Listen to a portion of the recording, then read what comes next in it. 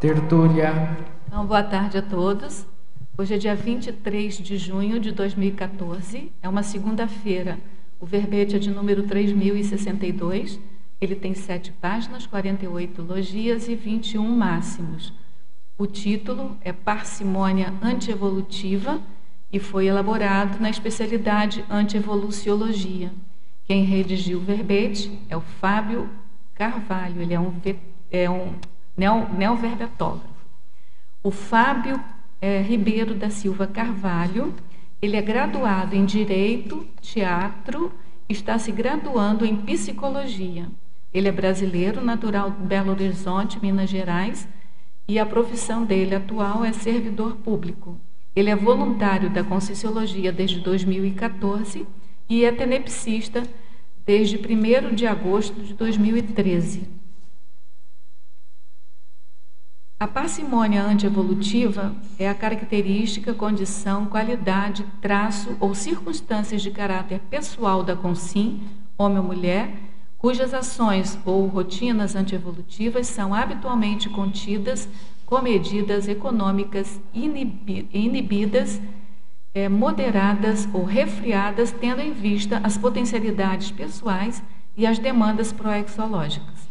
Na pensenologia, nós destacamos o holopensene pessoal da despriorização evolutiva, o holopensene automimético, os atos pessoais de pensenizar pequeno, a falta de retilinearidade autopensênica, a autopensenidade corrupta, as fixações holopensênicas e a pressão holopensênica. Na fatologia, a volição enfraquecida, a autoenganação, a autodesorganização, o autoassédio, a autofuga. A antivitimização, a autoinsegurança, a monovisão restringida da vida humana, a inconsciência evolutiva, a desarmonia dos objetos pessoais, a timidez, a falta de coragem, o medo.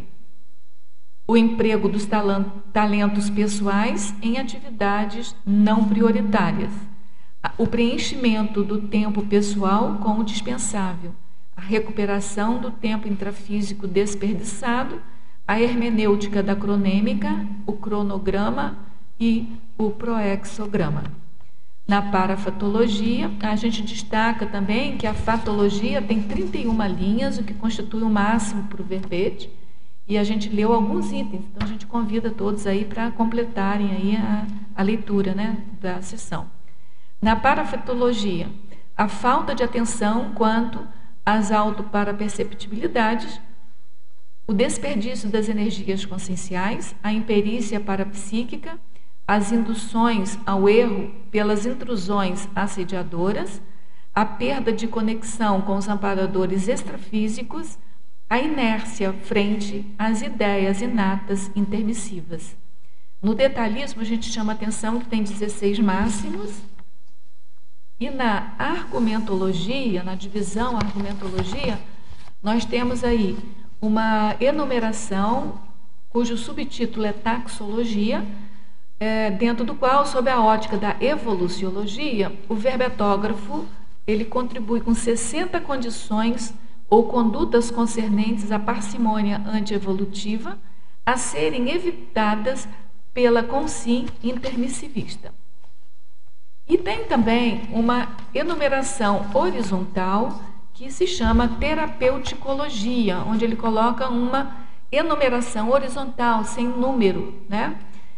Separados, os itens estão separados com ponto e vírgula, que é bem interessante também para a gente saber como sair dessa situação.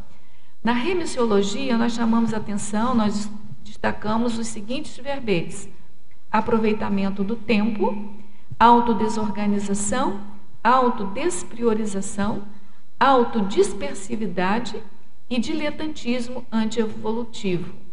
A frase enfásica: a parcimônia antievolutiva é a conduta evitável à consciência lúcida, sendo causa e consequência de autoassédios responsáveis pela inibição das realizações proexológicas compromissadas. Questionologia: Você ainda demonstra parcimônia antievolutiva nas atuações cotidianas pessoais? Quais esforços tem feito para reciclar esse comportamento? Na bibliografia específica, o autor contribui com uma fonte de referência.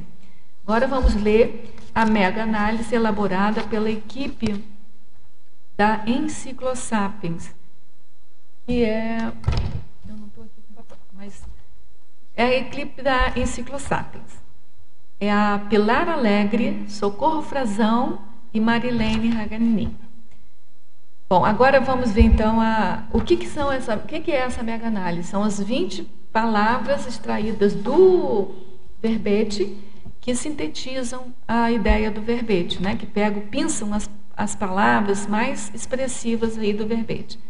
Descomprometimento, autodispersividade, irresponsabilidade, autodesrespeito, antirreciclagem, desorganização, autoenganação, acomodação, imaturidade, robotização, indisciplina, desperdício, autoassédio, proexologia, marasmologia, mimeticologia, despriorologia, incoerenciologia, antievoluciologia, autocorrupciologia.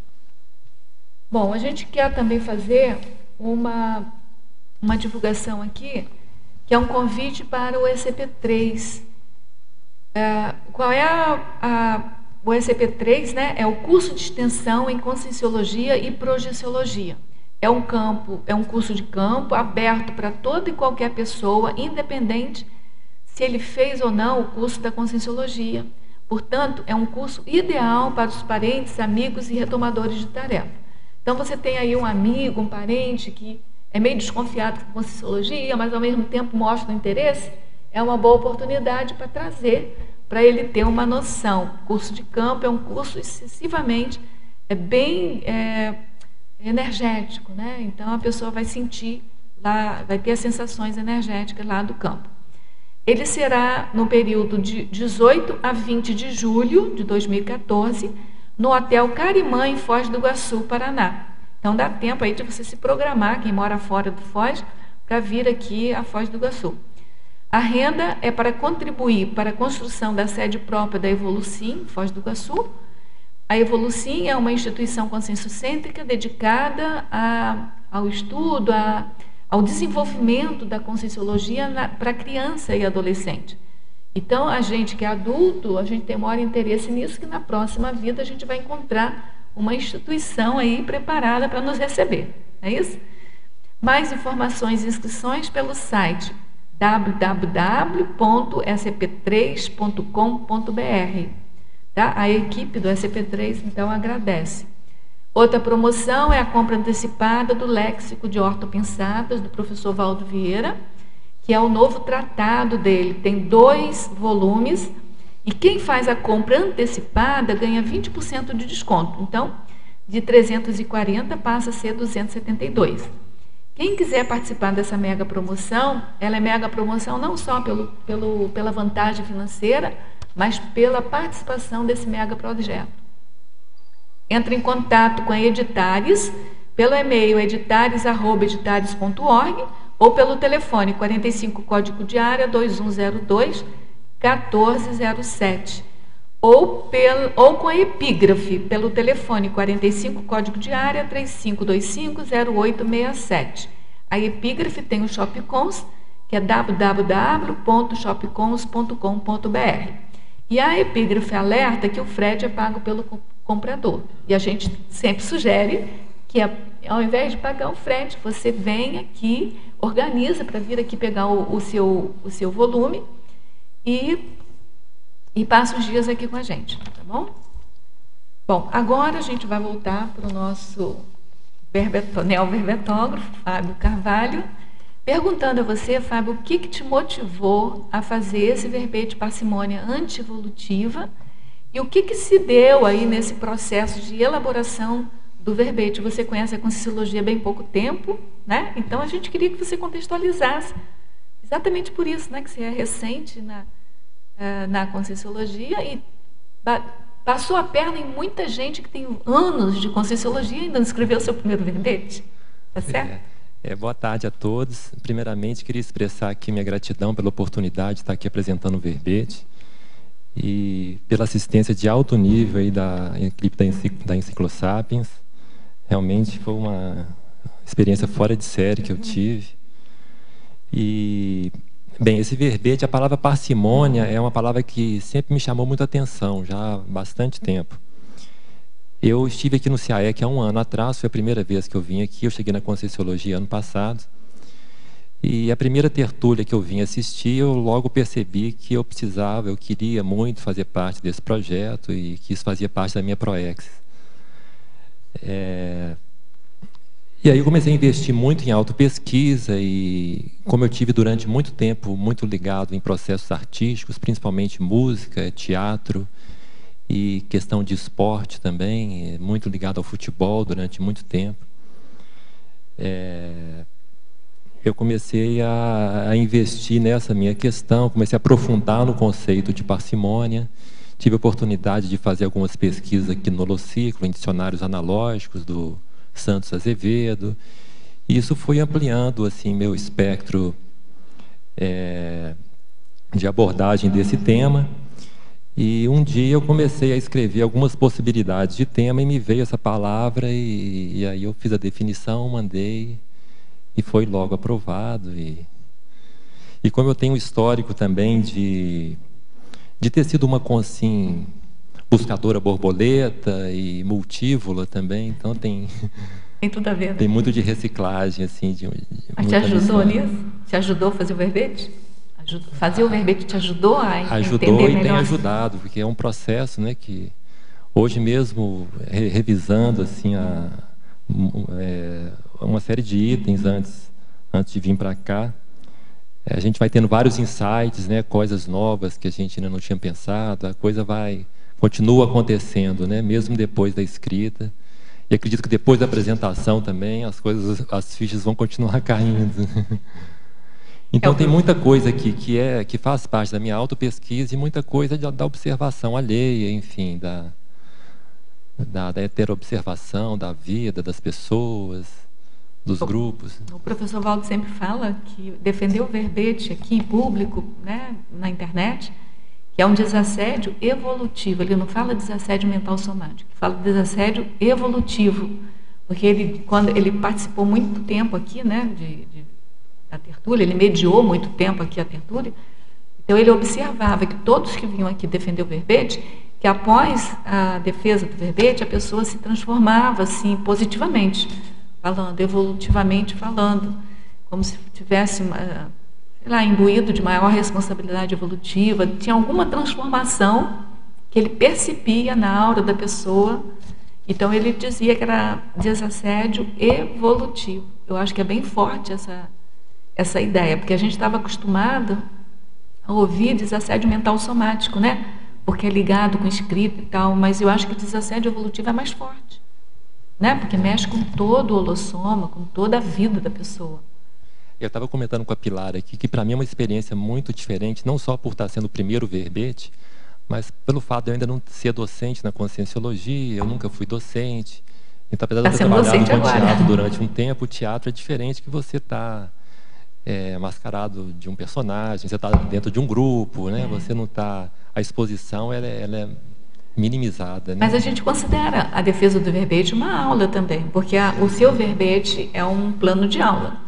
E aí nós aqui vamos fazer perguntas e você vai responder. Então é uma aula que você está ministrando aqui, né? Fala. Ele teve a coragem de hoje tirar a máscara, né? Que ele usava nos personagens do teatro. Então ele até concordou, ele falou, não, consegui mesmo. Cheguei hoje aqui. quem está aqui é o Fábio mesmo, né? A consciência, não é nem o Fábio Carvalho, é a consciência. Hoje você não vai representar, vai ser você mesmo se expondo, né? E muito bem. Então vamos então às primeiras perguntas aqui do Teles Tertulianos. Então, a primeira pergunta aqui é ao verbetógrafo, Estrangeirismologia, página 6, penúltima linha. Poderia falar sobre o checklist proexológico esquecido e, em seguida, o carpe diem mal administrado? O checklist proexológico esquecido foi o que começou a acontecer comigo exatamente há um ano atrás, a primeira vez que eu pisei aqui no Tertuliário.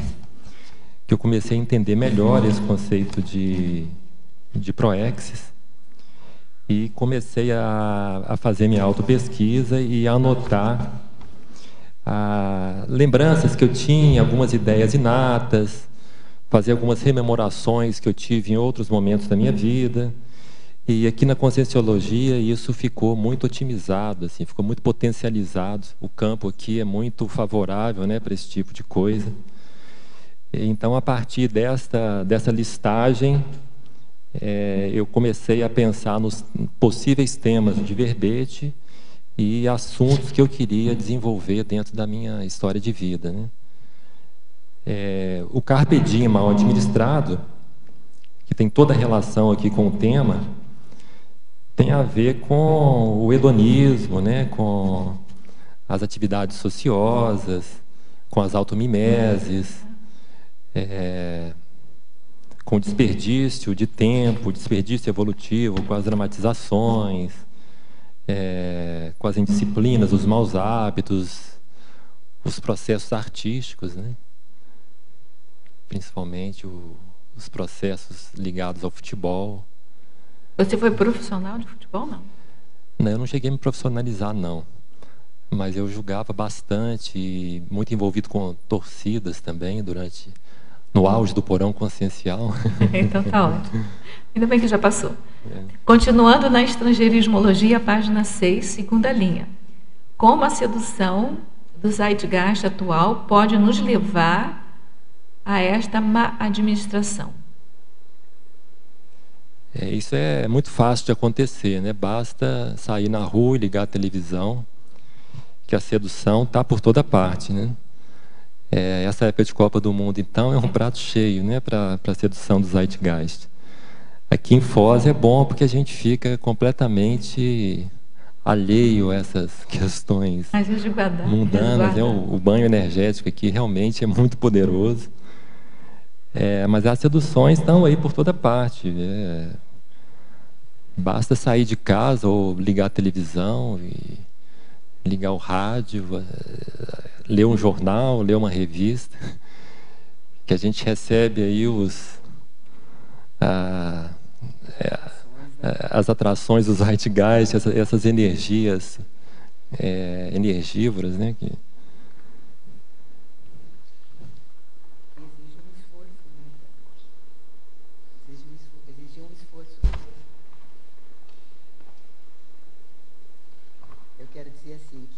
Todo esse empenho e esse esforço que você teve que se impor, né? Se impor, de se exigir, de se manter esforçado nessa busca do checklist, de não perder mais tempo, de cortar as asas da borboleta.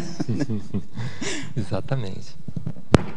Em Fatologia, página 6, primeira linha. Quais as primeiras causas da autoenganação? As primeiras causas da autoenganação, eu acredito que seja a autocorrupção, né? A autocorrupção, tem uma frase do professor Valdo, deixa eu ver se eu encontro ela aqui, que ela me chamou bastante atenção.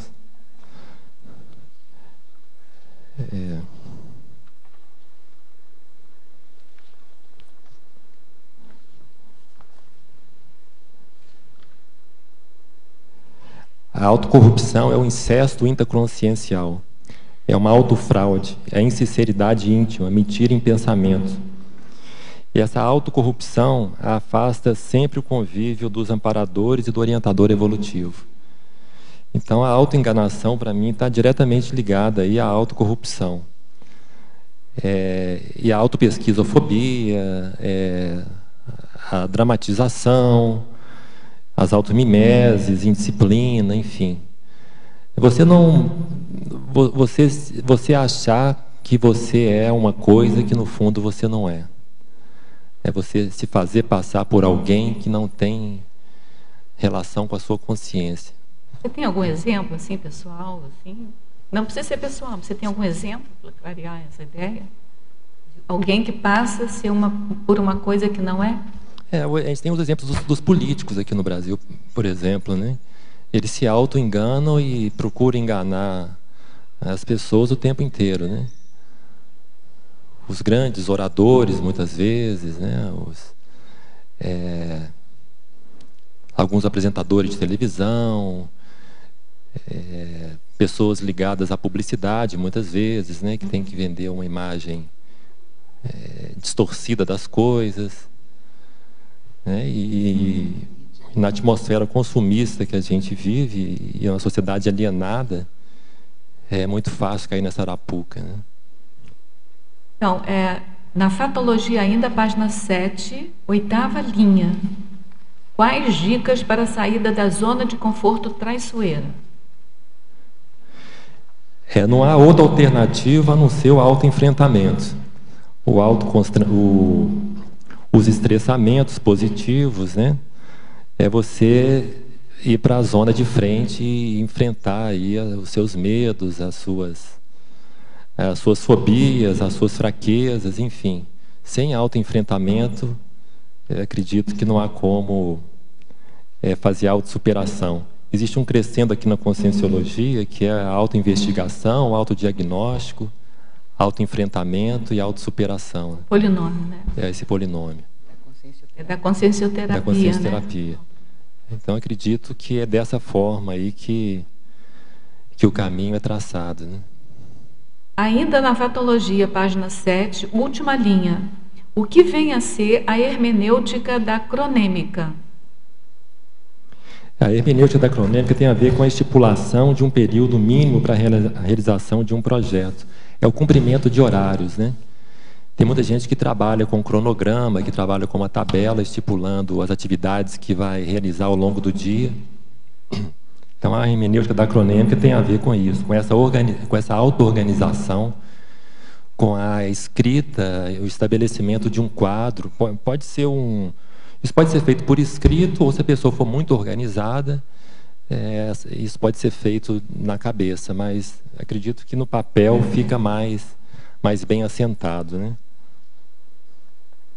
Essas 5 perguntas agora vêm de Madrid para você, tá? Professor Fábio, Fatologia, página 6, 2ª linha. Poderia explicar, se possível, com exemplos, o autodesrespeito gerando a autocorrupção? É o autodesrespeito gerando a autocorrupção. O autodesrespeito, ele está ligado à acomodação, ao comodismo, a ficar na zona de conforto, as amizades ociosas, né, o humorismo, o diletantismo. Então, todos esses fatores levam a um quadro de autocorrupção, né? Eles denotam essa condição, essa qualidade. A pusilanimidade, a autovitimização, né? A desatenção, o bagulhismo, que traz muita rebarba energética, né? O desperdício do tempo, né? O desperdício das suas potencialidades, dos seus trafores, o relaxamento, né? Com tão pouco tempo de Conscienciologia, ele já domina todo o vocabulário aí, né? Boa memória. Fatologia, página 7, 6ª linha. Poderia explicar os itens, são vários itens, as coleiras sociais do ego e, em seguida, o critério pessoal para se viver melhor. Quais seriam os critérios para uma vida melhor desta com fim que desprioriza a intencionalidade? Quer que eu leia de novo? Não, tá bom. As coleiras sociais do ego tem a ver aqui com as repercussões negativas do egocentrismo. A pessoa muito envolvida com as atividades sociosas, né? Clube de futebol, noitadas, bebida, cigarro, droga, micaretas, carnavais, enfim. O critério pessoal para se viver melhor, qual a intencionalidade? Foi isso que ela perguntou? Quais seriam os critérios para uma vida melhor desta consim que desprioriza a intencionalidade? O critério pessoal para se viver melhor, eu acho que a partir da autopesquisa a pessoa começa a se questionar do seu modus vivendi, né? Das suas autocorrupções, o que ela quer, o que ela acha importante de manter, o que ela precisa reciclar. Cada caso é um caso, Cada né? caso é um caso, o critério aí é pessoal, né? Mas a partir da autopesquisa, não há outro caminho que não seja esse. E a pessoa não pode também fazer porque o outro está falando para fazer. A pessoa tem que sentir a necessidade pessoal dela, né? Mudar a intenção. A gente tem a orientação, a gente tem a tarefa do esclarecimento. Cada um vai seguir o caminho que achar que pode seguir, que aguenta seguir, né? E uma das primeiras coisas, acho que é mudar essa intenção. Ela falar da intenção para escolher depois os caminhos, né?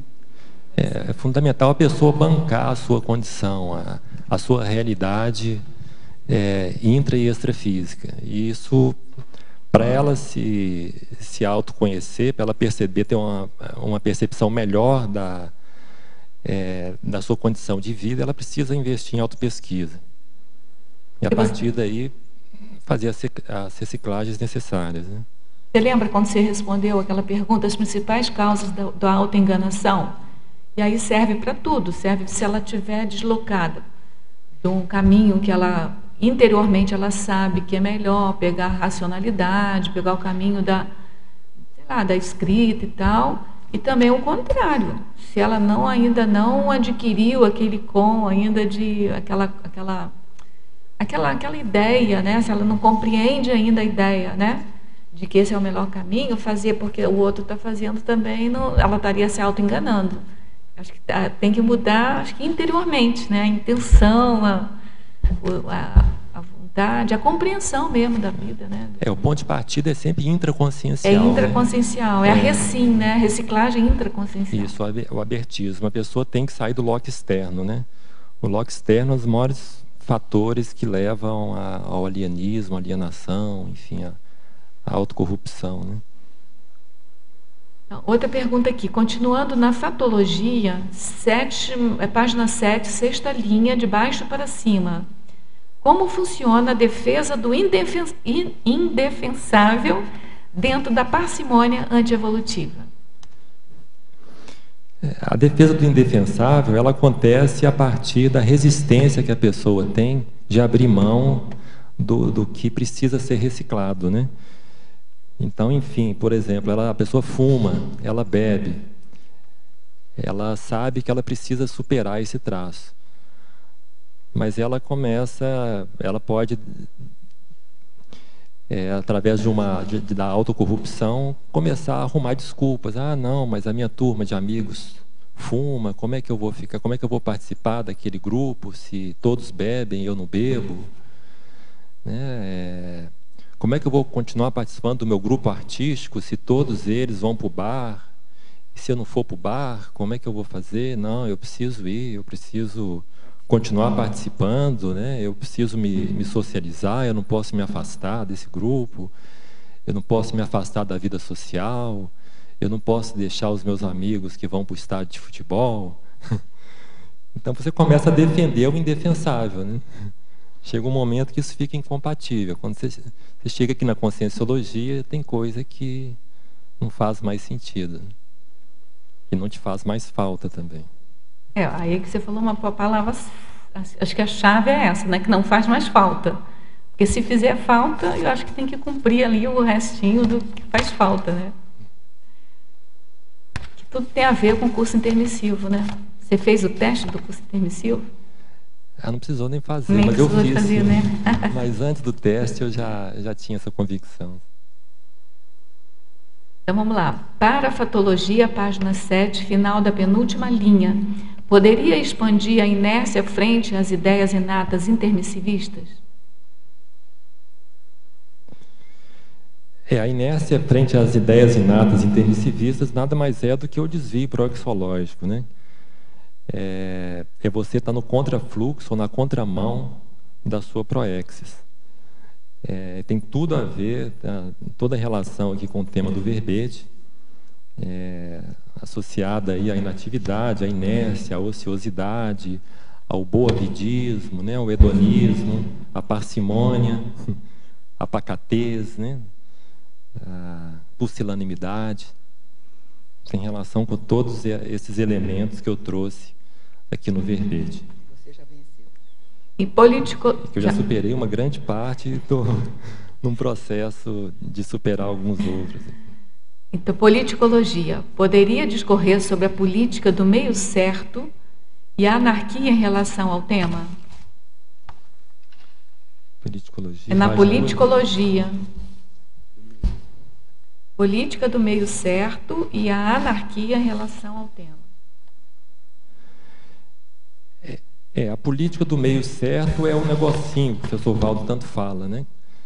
É a pessoa que quer fazer a TENEPS, mas ela não quer fazer no final de semana, né? Final de semana não tem jeito, porque ela viaja, ela tem muitas vezes as noitadas, então para ela acordar cedo, como é que vai ser, né? Não tem jeito. Ela quer fazer o EV, ela quer ficar expert no EV, mas 20 vezes por dia é demais. Então, 5, 8 vezes já está de bom tamanho. Então, essa é a política do meio certo. E a anarquia aqui, eu trouxe essa anarquia pensando no processo oposto ao que ocorre na SOCIM. É a anarquia intraconsciencial, é você fazer justamente essa virada, né? Ao verbetógrafo, pensionologia, página 6, segunda linha, poderia exemplificar os atos pessoais de pensar pequeno? Os atos pessoais de pensar pequeno é o que a gente não faz aqui na conscienciologia, né? Então, pensar pequeno seria ir justamente contra a sua programação existencial. Seria ir contra as suas ideias inatas, ao que você realmente precisa fazer e veio realizar aqui nessa vida intrafísica. Então, pensar pequeno é deixar as prioridades de lado, né? Desperdiçar as oportunidades evolutivas, são as automimeses, né, as autovitimizações, são os bagulhismos, o orgulho, o preconceito. E uma condição muito séria, relativa aqui ao tema do verbete, seria a síndrome do estrangeiro, né? Muitos intermissivistas, muitas vezes, acabam desperdiçando aí muito tempo. E muitos não chegam na conscienciologia, ou chegam tarde, como foi o meu caso, por conta dessa síndrome. Vamos lá. Patologia, página 7, nona linha, de baixo para cima também. Como diferenciar de fato a esquiva às atividades prioritárias e a esquiva às atividades menos prioritárias? Na verdade, o que ela está querendo é a distinção entre atividade prioritária e menos prioritária, né? As atividades prioritárias aqui para o intermissivista, quais seriam, né?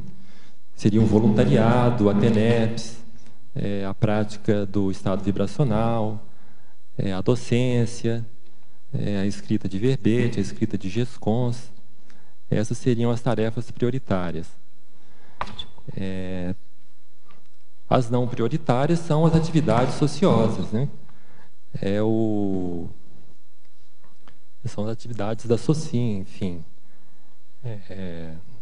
Tudo que não está relacionado à sua programação existencial, que não estão relacionadas ao que você realmente precisa fazer, ao seu processo evolutivo. Tudo bem? Fatologia, página 7, final da 8ª linha, de baixo para cima. O que é apagogia? Apagogia é um conceito da conscienciologia que significa fuga, desvio. Tem um verbete, não tem? Você viu esse verbete? Tem um verbete que chama apagogia.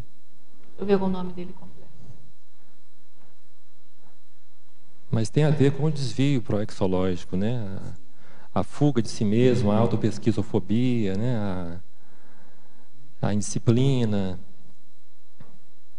Posso ler aqui para você? Não enfrentamento, né, da... Vou ler aqui a definição do verbete, tá? Tá assim, ó. A apagogia é a redução de determinado problema a outro, a troca de questão essencial pela secundária, que é isso que você está falando, ou o ato de levar, conduzir ou fazer desviar do caminho direito ou racional as ações pessoais na consecução da programação existencial, deixando-a consim na condição de incompletista por omissão deficitária. É isso que você falou, né? É trocar o melhor caminho pelo menos evolutivo, e aí ela acaba se enrolando e não chega no completismo existencial. Existe um outro conceito de apagogia que tem a ver com um processo filosófico de resolução de um problema através da analogia de um problema semelhante, que é justamente isso. Ao invés de você ir no cerne da questão, você vai pela tangente, né? Esse aqui, essa palavra, esse verbete aqui do professor Valdo, ele deve ter feito como vou dizer, um viés mais conscienciológico, no sentido de você pega um problema, transforma no outro, porém um problema mais tranquilo, né, menos evolutivo. Então é quase meio certo. Tá certo?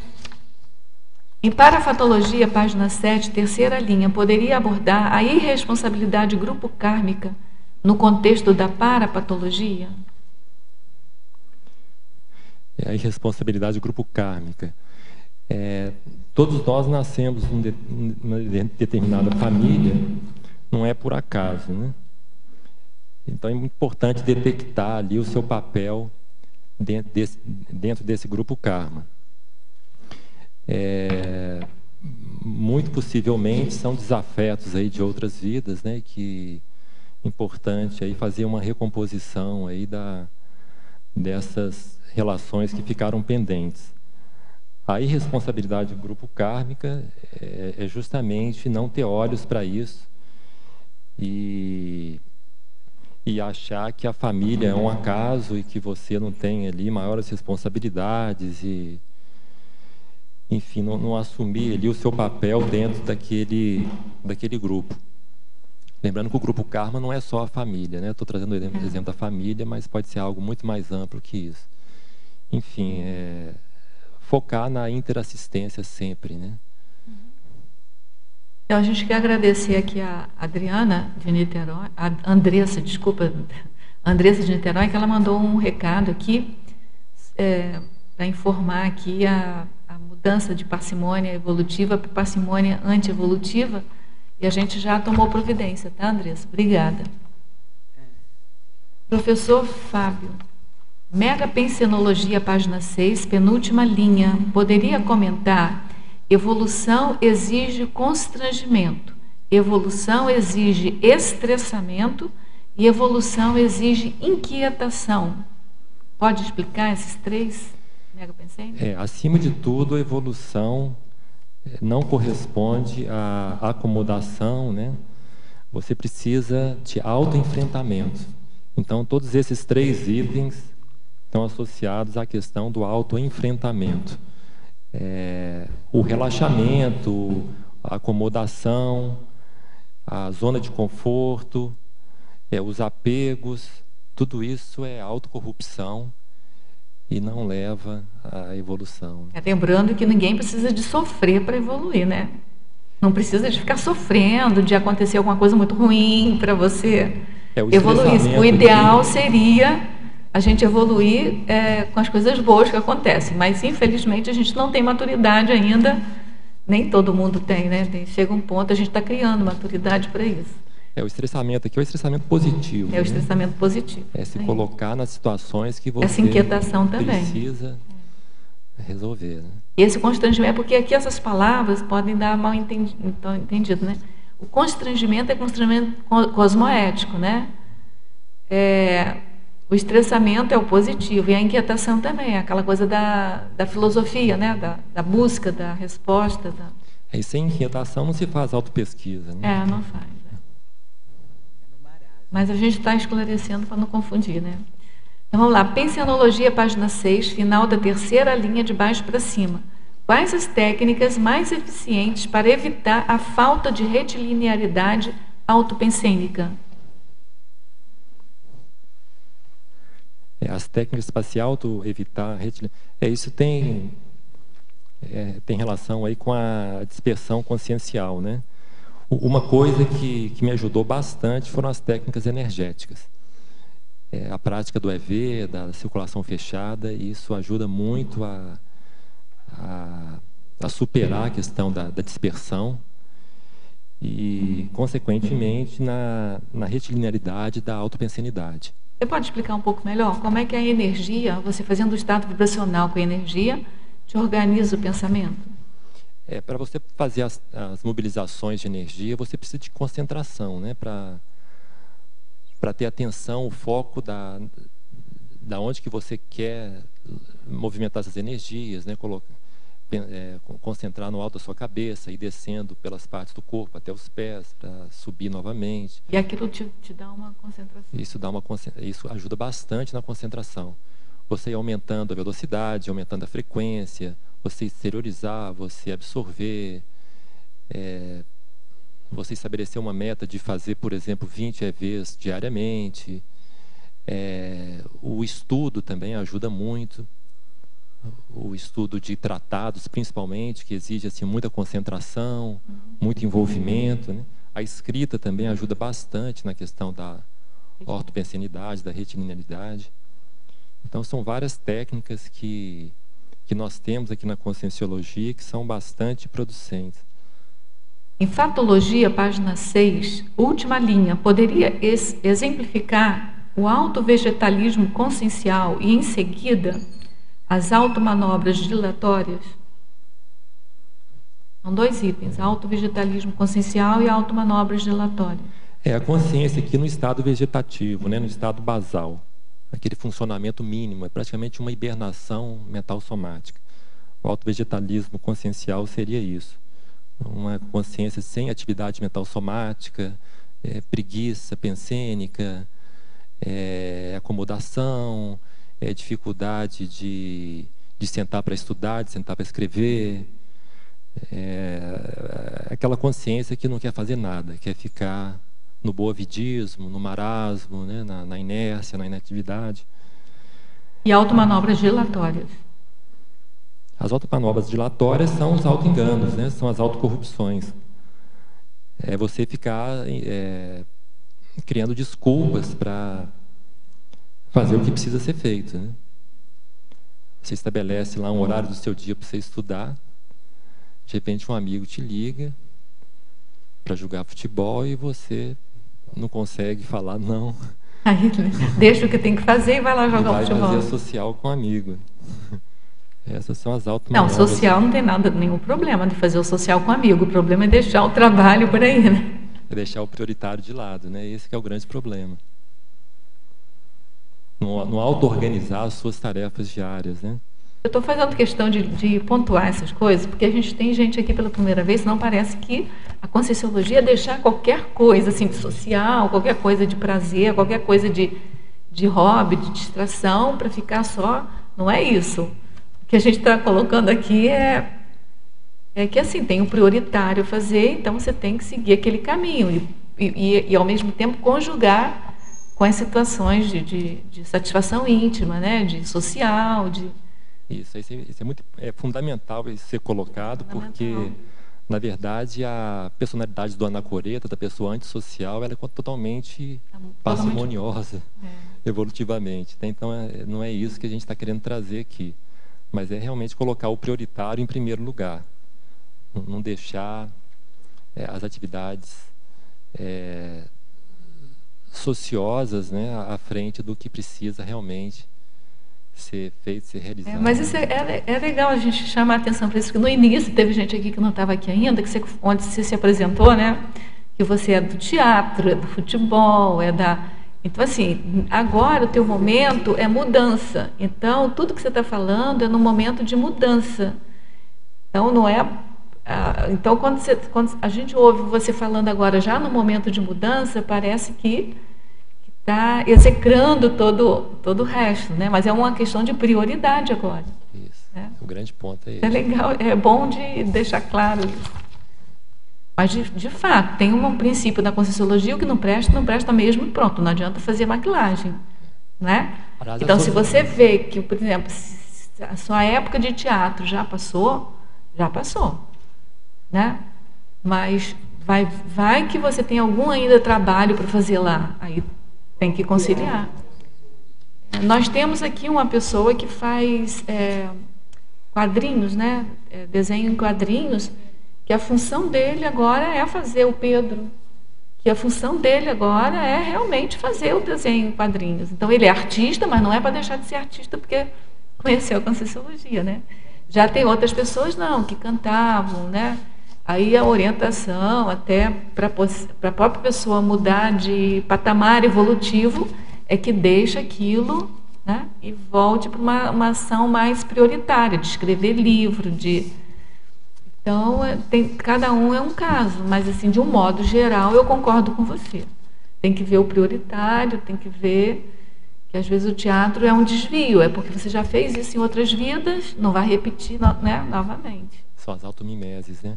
Realmente é importantíssimo enfatizar isso, que a sociabilidade, na verdade, é um fato fundamental para a evolução da consciência.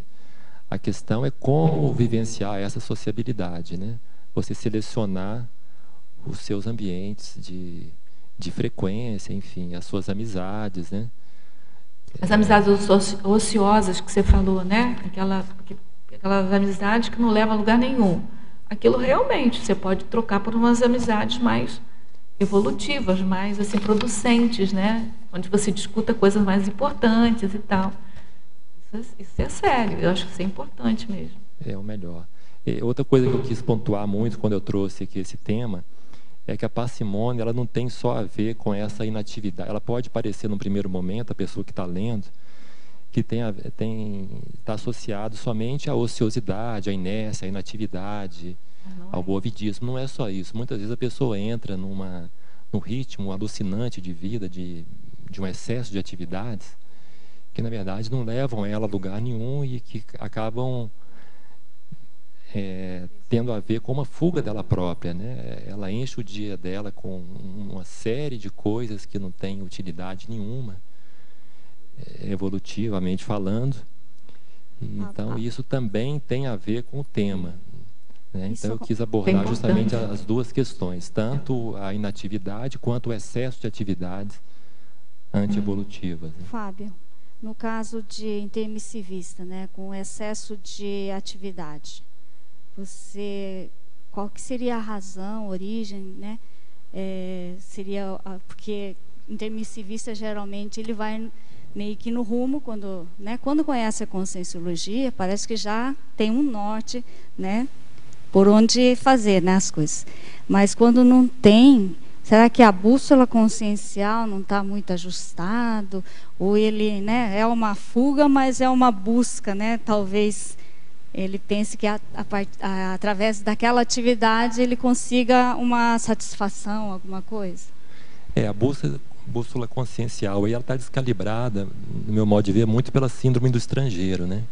Foi uma condição que eu passei e que me fez chegar tarde aqui à Conscienciologia. Eu cheguei aqui com mais de 40 anos. Então, a síndrome do estrangeiro, ela está muito associada, quer dizer, ela acaba levando a consciência, muitas vezes, a tentar preencher aquele vazio existencial que ela sente com atividades, né, que talvez fossem... Um hobby que ele gosta. Um hobby, atividades que ela entende que talvez possam fazer algum sentido. Mas ela vai percebendo que não é exatamente aquilo que ela está procurando, né, e ela fica trocando de atividades e procurando encher cada vez mais a sua agenda para não ficar com ela mesma. Isso acaba virando um ciclo vicioso e ela não chega onde ela precisa chegar, né? E acontece também com os intermissivistas, que são geralmente bem inteligentes, de não ter paciência para para fazer o passo a passo, né? para executar o passo a passo, já quer estar lá na frente. Então não tem paciência para fazer um vestibular, fazer uma faculdade, que é meio que um beabá para ele, e aí ele já quer estar lá e no fim acaba se perdendo por isso também.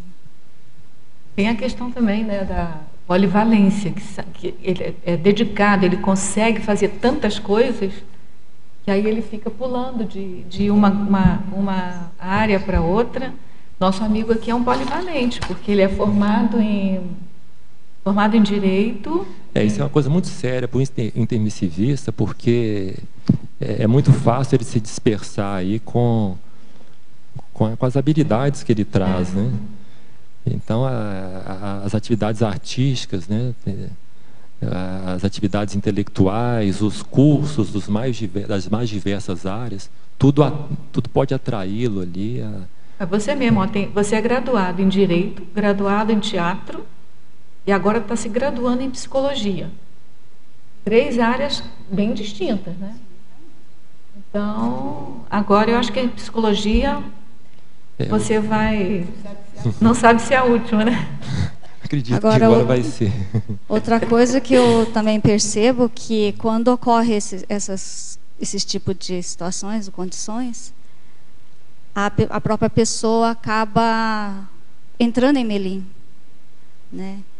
Se sentindo em subnível, aí vê que o grupo foi e ficou, né? Isso é um ponto que acho que é até é negativo para a pessoa entrar nessa condição, né? Ao invés disso, né, retoma a tarefa, vai embora, né? Porque os amparadores sempre vão estar contando com a pessoa, né, que já está gabaritado para determinada atividade, né? Agora, tem uma coisa que a gente pode tirar de proveito disso tudo, né? De tudo que você já vivenciou, você e todo mundo que está aqui. Escrever à vontade. Agora tem casuística à vontade para escrever, né? Então, você agora não pode mais dar desculpa. Rosa, tem que começar a escrever. Dentro disso aí, eu queria perguntar para ele na página 7, em relação a, acho que está na 7ª linha, a desatenção às crises de crescimentos úteis. Se você passou por alguma crise, e se isso te levou a dar uma mexida aí na rota da sua vida, da sua ProEx? As crises de crescimento foram muitas, né? E elas continuam acontecendo. O importante aqui é você não se auto-enganar, você ter atenção a elas, né? Perceber o que está se passando, qual que é o seu momento evolutivo, o que precisa ser feito, o que é prioritário naquele momento, e não deixar isso passar mais uma vez, né? A conscienciologia, para mim, ela representou o encontro por algo que eu buscava a minha vida inteira. E como eu cheguei tardiamente, no meu modo de ver, essa tensão ela é importantíssima, né? Não dá mais para desatender aí as prioridades. Fábio, qual o conceito da conscienciologia que te chamou mais atenção quando você chegou?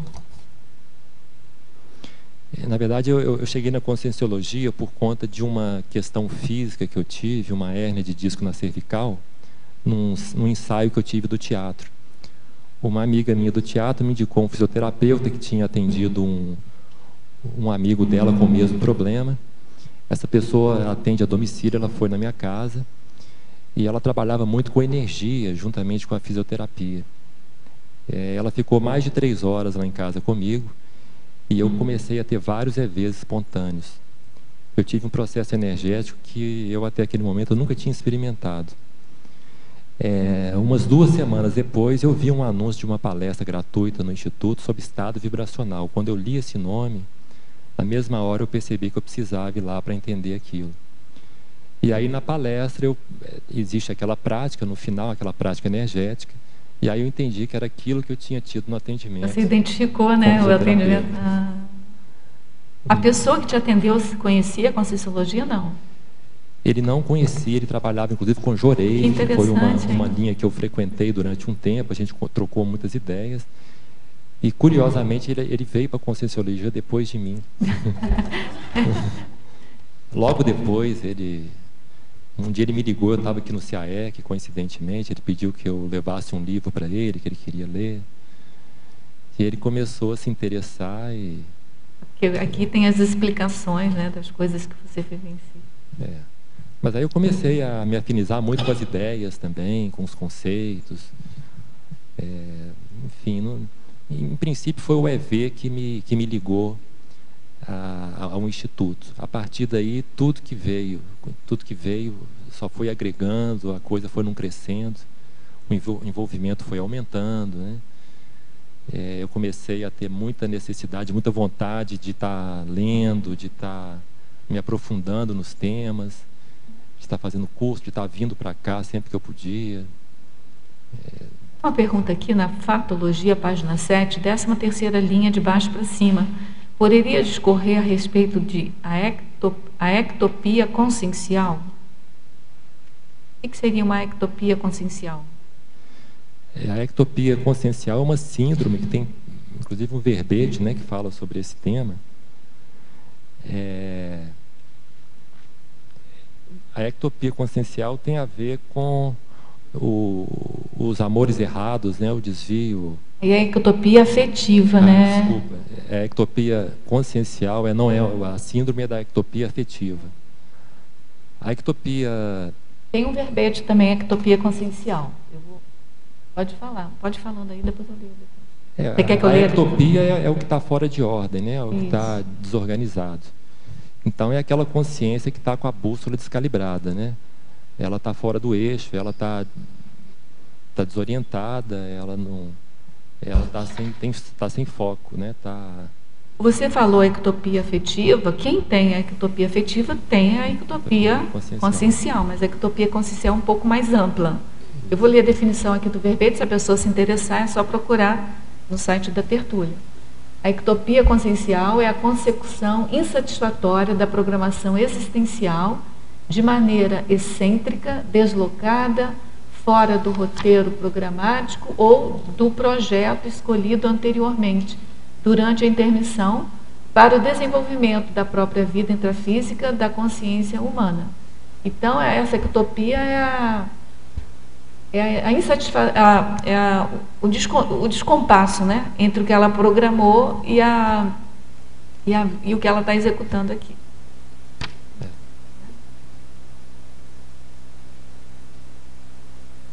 Bem, então aqui é mais uma pergunta aqui, na página 7, 5ª linha, da Fatologia. De baixo para cima, poderia aprofundar a evitação do enfrentamento da realidade?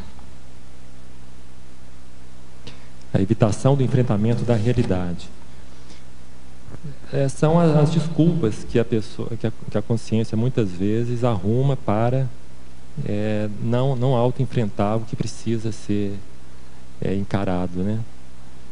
Tem a ver aí, mais uma vez, com a acomodação, né? Com o desperdício, com a pusilanimidade, com as automimeses, né? Com a indisciplina, com os maus hábitos, com a desatenção, com a apatia, né? Muitas vezes a letargia,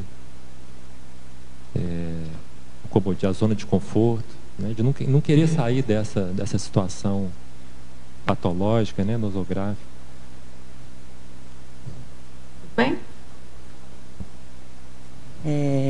Aqui na página 7, você falou que você levou mais ou menos um ano para chegar aqui na Conscienciologia. Isso, né? Eu demorei mais de 40. Né? Não, mas faz um ano que você chegou na Conscienciologia. Faz um ano que eu cheguei. Então, eu acho que você deve ter muita hermenêutica, muitas reflexões. Não tem um ano ainda, para chegar aqui. Já tem mais de um ano. Eu queria que você falasse sobre a recuperação do tempo intrafísico desperdiçado. Como é que foi essa recuperação para você? Ela está a pleno vapor, né? Para ver. Então eu já pratico TENEP já faz quase um ano, tenho uma rotina assim de praticar bastante EVs também ao longo do dia. Estou sempre fazendo cursos, estou me preparando para a docência, já faço voluntariado, comecei o voluntariado esse ano. Normalmente divido minhas férias em 2 períodos, venho aqui para o CIAEC, procuro fazer o máximo de cursos, de dinâmicas, de laboratórios que eu posso. Então é a minha forma aí de estar correndo atrás do tempo perdido. Legal, respondeu o que eu queria. Valeu. Fábio. Aqui, Marília. Na ciclologia, você podia falar um pouco sobre o ciclo incúria no verão, carência no inverno? E na crescendologia, o crescendo exigência mínima e excelência máxima. Tá. O ciclo incúria no verão, carência no inverno. O verão e o inverno aqui estão no sentido metafórico, né? A incúria aqui seria a falta de cuidado, o desleixo, nos momentos favoráveis, assim, nos momentos em que... os momentos propícios, né, para que as coisas sejam feitas, para que não haja aí a carência nos momentos mais difíceis, né? Então aqui eu quis ressaltar aí a importância de se fazer as reciclagens, né, de se ter atenção aí no prioritário, para depois você não pensar que o tempo passou e você não fez nada. Isso. Investir no momento certo para que não falte, para que você não chegue defasado aí no momento mais crítico, né? O outro é crescendologia. O segundo crescendo exigência mínima, excelência máxima. Como que seria? A exigência mínima aqui seria o mínimo de alto esforço, né? Seria estar numa zona de conforto, numa acomodação, né, num certo boavidismo, você achar que o que você faz, que é muito pouco naquele momento, está suficiente. Pode ser o negocinho também, né? Fazer TENEPS algumas vezes por semana, fazer o voluntariado quando você bem entende, enfim, fazer menos do que você pode, do que você precisa fazer, para se chegar à excelência máxima, que é aquele ponto onde você percebe que você tem mais condições, você está sendo producente, você está bem com você mesmo, você está num ritmo interessante, você está conseguindo atender ali as suas demandas, né, proexológicas, enfim. E na página 11, na terapeuticologia, o que você colocou aqui seria a tua vivência pessoal? Isso, a minha vivência pessoal. Eu coloquei aqui as cognópolis no plural, mas na verdade a única cognópolis que eu conheço ainda é aqui de Foz. Mas as outras vivências foram experiências pelas quais eu passei e tenho passado, né? Todas elas. Tá certo. Parabéns pelo verbete. Obrigado. Ô, Fábio, aqui na página 7, em fatologia, embora você já tenha falado bastante aí durante o verbete, mas pela sua experiência de vida e tudo mais, na 12ª linha, de cima para baixo, que você me falasse quais seriam os caprichos antievolutivos, e depois as quimeras mentais, logo na sequência, as quimeras mentais, e na 4ª linha, de baixo para cima, falasse o que seriam esses bloqueios mentais. Tá. A primeira, desculpa, qual que é? Os caprichos antievolutivos, na 12ª linha, de cima para baixo. Tá. Os caprichos antievolutivos, pode ser que o sono excessivo, o hedonismo, né, as automimeses, as distrações do dia a dia, as literatices, né, os novelismos, a internet, o uso excessivo aí do telefone celular, o excesso de atividades sociais que não são prioritárias, enfim, as amizades ociosas, são essas questões. As quimeras mentais é a próxima, não é isso? As quimeras mentais têm a ver com as fantasias, né? com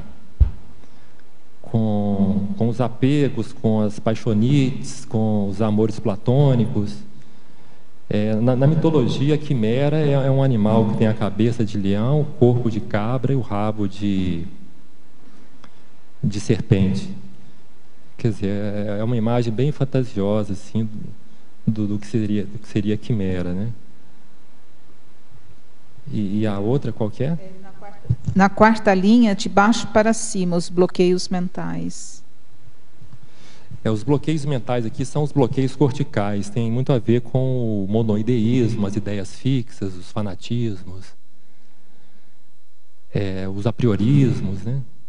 Porque se você sempre pensa igual, o circuito de sinapse são sempre os mesmos, você não amplia, né, o circuito sináptico, né? Por isso que bloqueia. Né? Aí bloqueia, vai ficando restrito. E aí com a idade, aliás, com a idade não, a partir dos 27 anos já vai perdendo sinapse, que é da natureza, né? E aí, à medida que vai ficando mais idoso, aí vai perdendo ainda mais neurônio, né? E se você não tem bastante sinapse desenvolvida, você não tem a plasticidade muito, muito boa, porque tem um paradoxo da sabedoria, que você vai perdendo os neurônios, mas se você tem uma vida bem rica, bem enriquecida de experiência, as suas sinapses conseguem dar voltas e suprir as deficiências de neurônio. E os próprios neurônios, eles têm uma plasticidade, que eles esticam lá os dendritos dele, né, para superar aqueles que morreram. Mas isso depende de muito exercício quando você é jovem, né? Claro, mesmo depois de uma certa idade, você pode exercitar, vai melhorar, é melhor do que você não fazer nada. Mas o ideal é fazer desde jovem, porque aí você já prepara essa perda sináptica de uma maneira menos dolorosa para a gente, né? E além da atividade intelectual, o trabalho energético também, eu acho que ajuda muito nesse sentido. Não, eu tenho um verbete meu, anti-envelhecimento cerebral, que para minha surpresa, né, na época foi até surpreendente mesmo para mim, depende de tudo, depende de você tomar água, depende de você fazer exercício físico, por causa da circulação sanguínea, né, que limpa todos os excrementos do cérebro. Então, tem uma série de coisas, claro, o estado vibracional também, mas tem que cuidar da biologia e cuidar da energia. Não adianta só cuidar da energia e só do intelecto, só do mental soma. Tem que cuidar do corpo mesmo.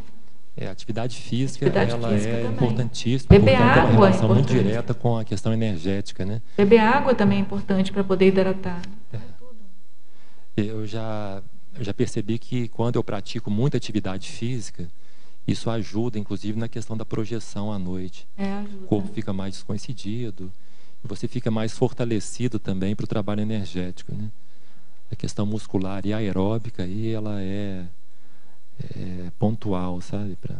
E não deixar também o estresse, né? Porque o estresse acaba com os neurônios também. Então tem que ter uma vida mais saudável, uma vida mais organizada mesmo.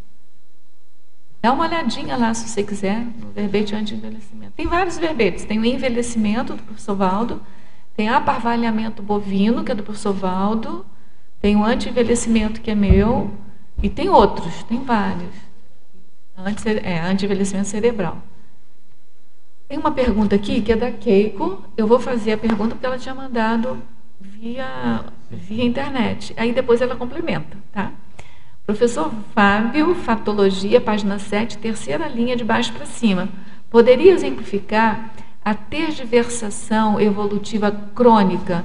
Não seria antievolutiva? Faltou aqui o anti, realmente. A tergiversação é virar de costas, né? Usar evasivas, subterfúgios, né? Esquivar-se, buscar desculpas. Então, são esses casos aí que a gente já trouxe, né?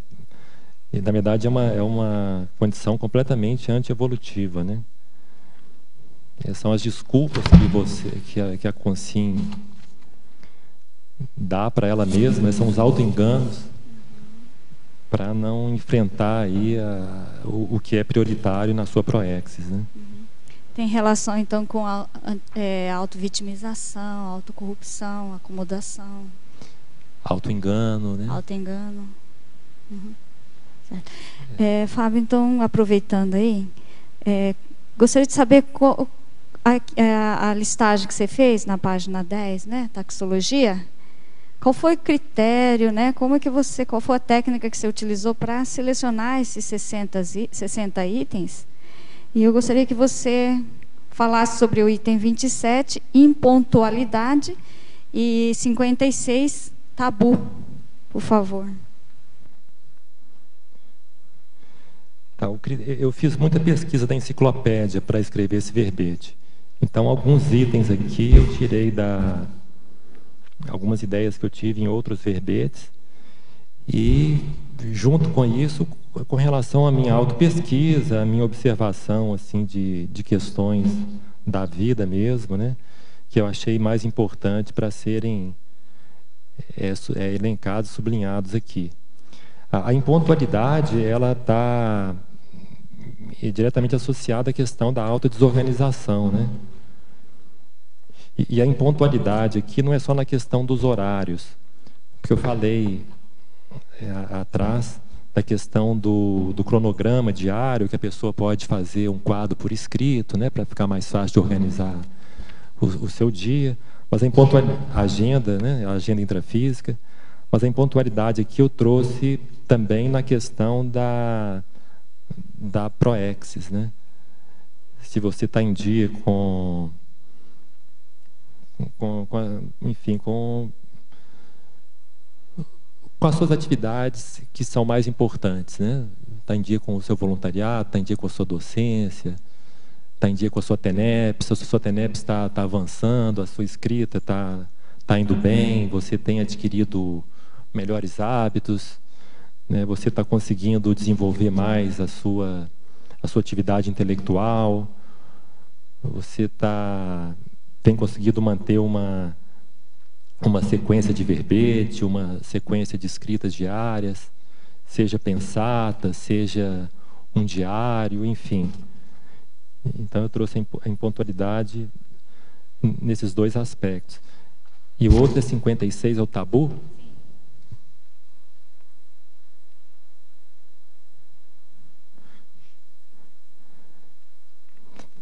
O tabu aqui eu pensei em algumas questões que, à primeira vista, podem ser difíceis para a pessoa. Por exemplo, a questão da TENEPS. Muitas pessoas fazem a TENEPS de manhã bem cedo, porque é um horário que já está mais descomprometido de uma forma geral. Mas as pessoas, às vezes, tem pessoas que gostam de dormir até mais tarde, que precisam, por exemplo, de 9, 10 horas de sono. Então ela pode pensar que isso é um tabu. Não, e fazer TENEPS 6 horas para mim não dá, porque eu só acordo às 9. Então isso pode ser um tabu dificultador. É uma crença, né? É algo para ela é difícil de ser superado, que já está muito cronicificado, né?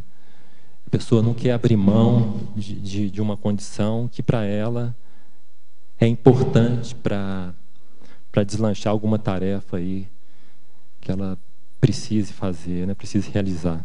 Mas, Fábio, pode ser que o tabu seja o ter que fazer 6 horas da manhã TENEPS.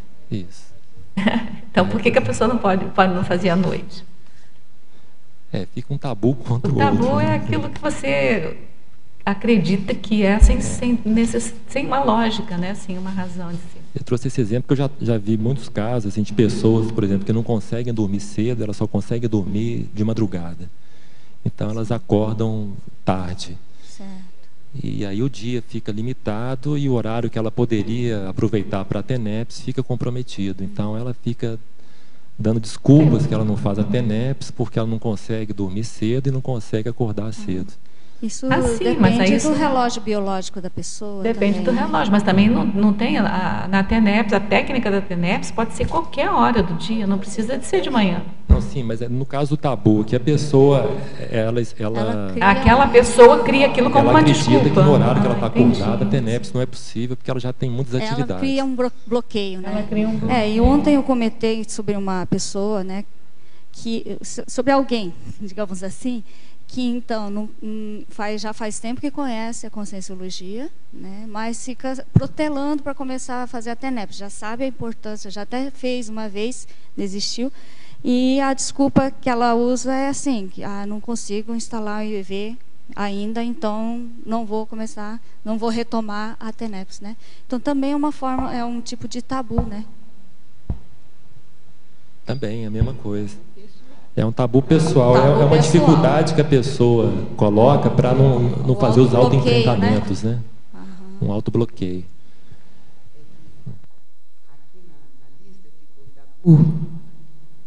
Ficou tabu como algo genérico. Pode ser pessoal, pode ser cultural, educacional. Então, pode ser criado pela própria pessoa ou adquirido do meio onde ela vive, né? Agora, de qualquer modo, a nossa representante da TENEPSologia está aqui, mas no manual da TENEPS tem uma listagem lá, e uma das questões é você ter domínio das energias para fazer uma TENEPS. Sim. Agora, ficar esperando ter um EV bombante 100%. para fazer a TENEPS, isso pode ser uma desculpa, É mas outra também coisa. é uma outra desculpa falar que não precisa, que eu posso começar a TENEPS de qualquer maneira, porque senão fica um círculo vicioso, entendeu? A gente tem que ter cuidado com isso. Então, Clarear bem a tem, ideia. porque né? a TENEPS é o quê? A TENEPS não é você chegar lá e não fazer nada, você chegar lá e se predispor a energia para assistir as pessoas que precisam. Então, nesse momento, você recebe muitas pessoas que precisam de muita ajuda, você assimila aquilo, então tem que ter desassimilação daquela energia. Sem dúvida. Se você não faz um EV, como é que você vai? Então, minimamente, você tem que ter um controle das suas energias, senão Sim, você não faz uma concordo. TENEPS. Eu concordo, É. mas a pessoa que eu conheço, ela tem parapsiquismo, Não, sabe? eu Então, não tô tem um dizendo- gabarito, mas fica enrolando. Eu não estou dizendo que seja esse caso, tá? Sim, sim, Ok, não, mas foi assim, foi bom você ter levantado a gente essa tem que questão. ter cuidado de um lado e de outro, quer dizer, não pode dar desculpa porque não sabe fazer o EV corretamente. Pode aprender. E né? também não pode fazer uma TENEPS de qualquer maneira porque não precisa de ter Domínio energético. eu acho que tem a predisposição a fazer as duas coisas ao mesmo tempo. Sim, sim. Vai fazendo a TENEPS, vai fazendo o trabalho de energia, a TENEPS vai melhorando o trabalho de energia e a disposição, como você falou, de fazer os EVs diários vai melhorando a qualificação da TENEPS. É um sinergismo aí que tem que ter. Muito não é? e muito grande, porque as mudanças que vão acontecendo na Consim são grandes. A impressão que eu tive, não sei se ele permite que eu fale, Claro. mas a impressão que eu tive que o Fábio, em um ano, praticando a TENEPS, é que ele alavancou as reciclagens dele e se posicionou diante de todas as ideias que ele está colocando aqui no verbete. Eu sei, Pilar, mas olha só o que ele falou antes, que ele está fazendo o esforço de fazer os 20 EVs por dia. Então, ele não está só sim. fazendo a TENEPS, está fazendo as duas coisas, As duas entendeu? coisas, mas por isso que eu disse, e a consequência disso ele já observou. E provavelmente, eu tô ressaltando aqui a o TENEPS, exemplo, né? o exemplo dele. Ótimo. E nos dias que o estado vibracional funciona melhor, assim, que eu consigo praticar mais vezes, a repercussão na TENEPS ela outra coisa, é muito né? clara, sabe? Então realmente está muito associado. E o tabu aqui, só acrescentando, ele está muito associado à questão da autocorrupção, né? Da pessoa escamotear, dela deslizar, enfim, dela... É o tabu pessoal. É a pessoa se eximir das responsabilidades, né? É um subterfúgio, né? A gente vai fazer uma combinação aqui, ó. A gente vai ter essas duas perguntas e aí eu volto aqui porque a gente tem muitas perguntas aqui para serem respondidas, tá? Tá. Então, a Maria Luísa e a Beatriz, depois a gente volta para cá. Fábio, na página 8, em paradoxologia, os dois paradoxos estão muito dentro do verbete. Eu queria que você falasse o primeiro do segundo paradoxo e depois o primeiro paradoxo. Que é o segundo paradoxo, o paradoxo da consciência humana em demonstração subhumana. E o primeiro também? Fala desse primeiro e depois fala no segundo do primeiro.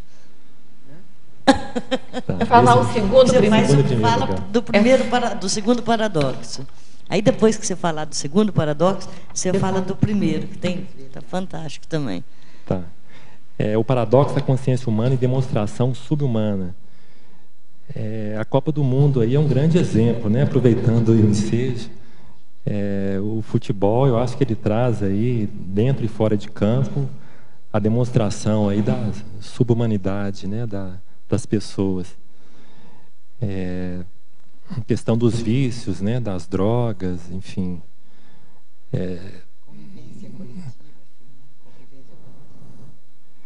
E o paradoxo de as verdades captadas por pouco estarem disponíveis para muitos. Pensei aqui na conscienciologia, né? Vamos pensar em quantos intermissivistas que ainda não chegaram aqui, né, ou que chegaram tardiamente. Quer dizer, hoje com a internet isso é mais fácil de ser propagado, né?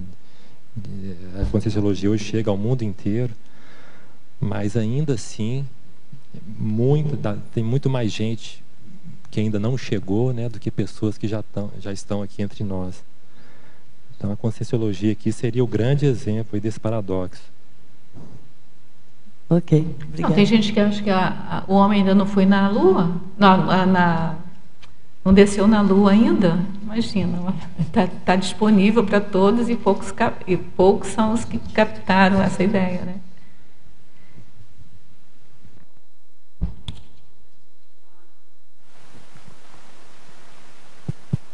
Só complementando lá na questão da TENEPS do EV, eu estou assistindo o curso de TENEPS que o professor Valdo tem no YouTube. Ele esclarece lá que não necessariamente é preciso dominar o EV para fazer a TENEPS. Só estou complementando, mas caso alguém queira, tem o curso no YouTube de TENEPS. O professor Valdo esclarece bem profundamente essa situação. E uma pergunta. Na taxologia, você poderia ampliar o automatismo, que é o número 14, e o 30, leniência. Desculpa, qual que é o primeiro? Automatismo, 14. Tá. O automatismo, aí seria a automimese, né? Seria você fazer as coisas automaticamente, sem pensar, sem refletir a respeito. Muitas vezes com um lock externo, né? Você fazer como uma máquina. Você não pensa no que você está fazendo. Você estabelece ali, você tem uma rotina diária de acordar, ir para o trabalho, voltar para casa, tomar banho, ver novela e dormir. E você faz aquilo e está tudo certo. Você não pensa se você está feliz assim, se isso precisa, ou se você quer mudar essa rotina. Você está fazendo aquilo ali automaticamente já há muito tempo. São atividades que você faz mecanicamente, sem reflexão, sem pensar a respeito. Qual que é o outro? Leniência, é o numeral 30. O 30, leniência. É o excesso de tolerância com você mesmo, né? A lentidão, a suavidade. Seria aqui o contrário da auto-imperdoabilidade, né? É você ser excessivamente tolerante com seus trafares, né? Ok, obrigada. Professor Fábio, para a fatologia, página 7, terceira linha, poderia comentar o desperdício das energias conscienciais?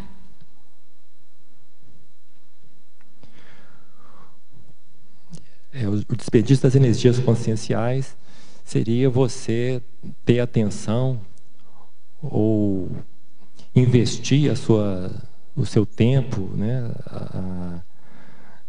em atividades que para você não são prioritárias, não são importantes, são desnecessárias, já são automiméticas, são atividades que para você já são fáceis, não é aquilo que você precisa fazer mais. Bem, em parafatologia, página 7, quarta linha, como identificar os mecanismos de indução ao erro pelas intrusões autoassediadoras antes ou no começo da intrusão? As induções ao erro pelas intrusões assediadoras. Ela quer saber como... Ela pergunta assim, como identificar os mecanismos de indução ao erro pelas intrusões assediadoras antes ou no começo da intrusão. Quando está começando essa intrusão, como é que você identifica? Você precisa primeiro conhecer qual que é o seu padrão, né? qual que é o seu padrão energético, o seu padrão de funcionamento. Então, isso você consegue através de autopesquisa e de muito trabalho energético para que isso faça parte, para que isso seja uma segunda natureza sua.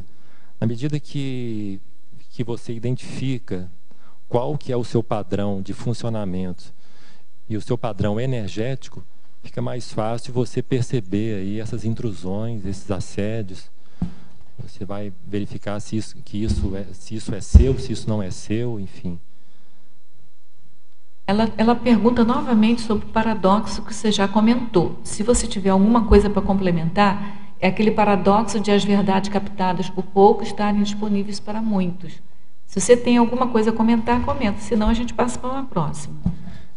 Aqui eu já falei anteriormente, eu pensei, quando eu coloquei esse paradoxo, na conscienciologia, né?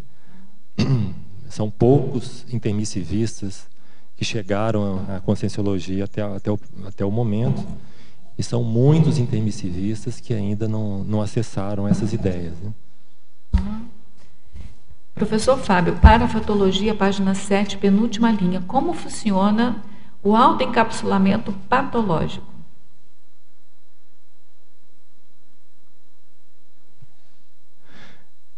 O autoencapsulamento patológico ele acontece a partir do antagonismo e as práticas evolutivas, né? Aí está associado aí aos pensamentos arcaicos, né, anacrônicos, aos autoassédios, às intoxicações energéticas, né? Está muito, enfim, tem a ver com os pensenes patológicos nosográficos, né? Então, aí eu quis trazer a questão da importância de você ter uma ortopensenidade, de você ter pensamentos elevados, pensamentos retilíneos, para evitar aí esse autoencapsulamento patológico. Eu queria complementar aquela questão ainda da TENEPS, né?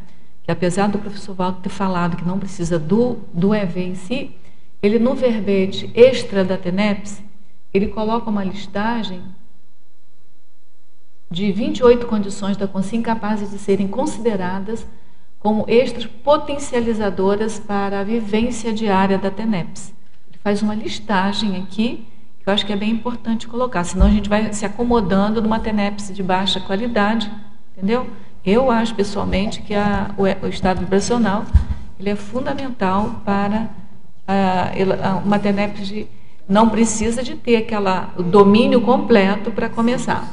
Mas a gente quer deixar isso bem claro, tá? Então, lá, Teoriologia, página 7. O que é a teoria da mimeticologia?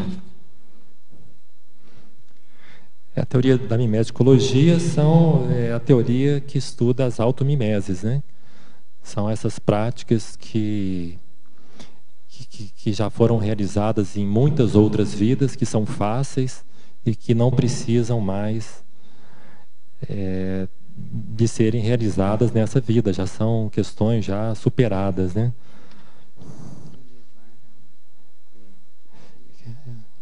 Que podem levar aí ao automatismo. E normalmente a automimese é considerada um dos maiores travões da vida intrafísica, né? São as automimeses desnecessárias, né? Porque a gente vive fazendo automimese necessária, né? Todo dia você acorda, você almoça, você janta, né? Você toma um café, você faz a higiene pessoal, isso é automimese, você vai fazendo a mesma coisa sempre, só que isso é necessário. O que a gente está falando é aquela que é desnecessária, né? Por exemplo, você já deve ter sido artista muitas vidas. Vem nessa vida, vai ser artista de novo para quê? E é um grande travão evolutivo, né? No caso aqui, é travão porque você já está cansado, você não aprende nada de novo fazendo aquilo, porque você já foi, né? E é uma coisa muito recorrente hoje na nossa sociedade, que a pessoa já nasce com aqueles dons inatos, então aquilo ali para ela serve como um sinal de que é aquilo que ela tem que fazer, porque é aquilo que ela faz bem. E às vezes não é. E muitas vezes não é, né? Isso eu acho que é bem difícil de você perceber, quando é que você vem com aquele dom inato, que é para fazer e quando não é para fazer. Por exemplo, eu penso que eu vim com dom inato para matemática. Desde pequena eu já gostava de matemática e tal. E no caso, eu já tive um feedback aí do professor Valdo, que eu me programei para vir matemática. Mulher, matemática, porque eu já fui matemático homem muitas vidas. E como é que você vai saber, que eu já perguntei para ele, eu estou em auto-mimese, fazendo uma coisa que não era para fazer? Ele disse, não, é porque você veio para... Porque a matemática, sendo mais racional, te ajuda a dominar a sua emoção e tal. Entendeu? Então, quando é que você está repetindo uma coisa e quando é que você não está? Aí é cada um que vai perceber. Não é? Muitas vezes não é fácil, é uma coisa muito sutil, né? Agora, tem algumas áreas que são um pouco mais fáceis, né? Por exemplo, a arte. O que você está fazendo com a arte? Você está ajudando o outro a evoluir com a arte? Você está esclarecendo o conceito para o outro? Se tiver, é o teu caminho. É como o Pedro, né? O Pedro, através da arte, está fazendo esse esclarecimento. Se não, você está só repetindo, né? Então, agora, por exemplo, as áreas mais ligadas à área de saúde já são mais produtivas, né? Porque, querendo ou não, como a gente sabe aqui na Conscienciologia, por exemplo, o médico, mesmo ele sem querer, mesmo ele sendo uma pessoa mais bitolada, ele vai fazer assistência, porque tem que trabalhar com o outro, tem que ajudar o outro na saúde do outro. Então, tem algumas áreas de profissão, que são as áreas mais ligadas à saúde, que mesmo você já tendo sido várias vidas, é produtivo você repetir aquilo, né? Então, tem algumas orientações assim. E o verbete, na verdade, ele foi escrito mais pensando no intermissivista, que para muitas pessoas que não foram intermissivistas, talvez a automimese seja uma coisa necessária.